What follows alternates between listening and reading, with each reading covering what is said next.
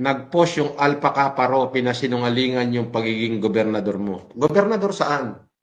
Hindi naman ako naging gobernador sa Alpha Kaparo. Nag-founder ako ng Alpha Kaparo sa Kabagan Isabela. Kami ni Casper ang nagtatag nun. Oo. Siya ang GS ko noon. Ako nagtatag, ako naging founder sa Kabagan Isabela. Ngayon, binigyan ako ni Casper sa Pugad Lawin.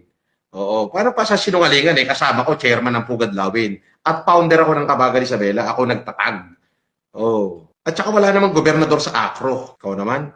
Nagpapaniwala kayo sa post. Dali naman mag-post. Subukan mo yung nag-post, iharap mo sa akin. Tingnan ko kung hindi mga Lisa Gambuto niyan. Baka pati buong lahi niyan.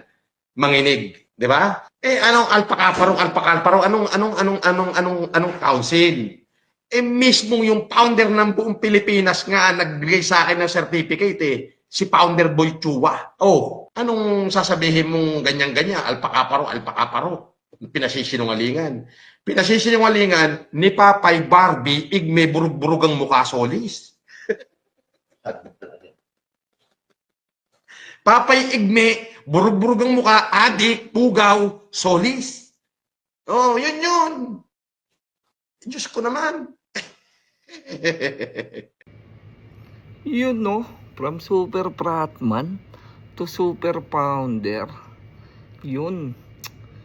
Kaya lang nabanggit niya si Tatay Boy Chua at nabigyan siya ng certificate. Baka nga naman nagsasabi talaga ng totoo. Ang sa palagay mo kapatid?